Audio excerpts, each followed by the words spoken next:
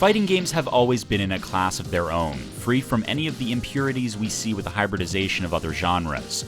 The formula, although somewhat evolved, remains simple. Step 1, choose a character. Step 2, learn the combos and special moves. And Step 3, kick some ass. Born on the coin-operated machines of yore, fighting games were the epicenter of the arcades. You could stand there playing solo, or if it was during the peak period between the hours of after school and dinner time, be challenged by anyone who thought they could topple your reign. Fighting games were the ultimate multiplayer experience of the arcade age. And when we say fighting games, we're talking about Street Fighter II. There have been countless clones, imitators, derivatives of this fabled sequel released in 1991. When Mortal Kombat released about a year later, the extreme gore and ludicrousness of the fatality became the latest craze in the schoolyard, and Street Fighter II's relatively innocent characters were suddenly cast to the wayside. We got into the hype of Mortal Kombat as much as the next kid. It was kinda hard not to. Skills had been honed from hundreds of play hours on Street Fighter II, so everyone hit the ground running on the learning curve. The special moves were more colorful and bloody, the characters more badass, but there was something missing. It just didn't have that smoothness, that seamless balance that SF2 had executed to perfection.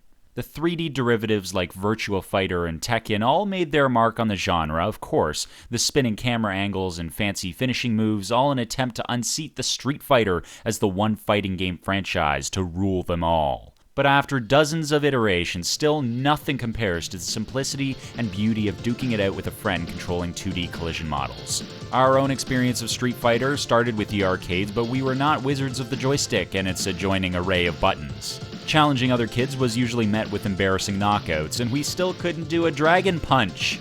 Where it all came together was on the Super Nintendo. The D-pad and 6 buttons on the controller made much more sense to our thumbs than to our wrists. We also had unlimited continues, which helped us save our lunch money for lunch.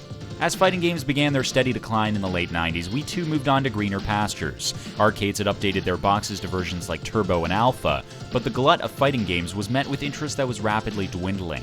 Console gamers were being wooed by Tony Hawk Pro Skater, and Halo was just around the corner. The only fighting game that seemed to hold its own as an original effort was Super Smash Bros., but just as anything Nintendo, it was only for Nintendo users. For the next 10 years, we barely played a fighting game, convinced that nothing could ever compare to the glory days of SF2. But still, after an impressive, amassing catalog of hundreds and thousands, Street Fighter II remains as one of the greatest, one of the absolute best original classic fighting games of all time.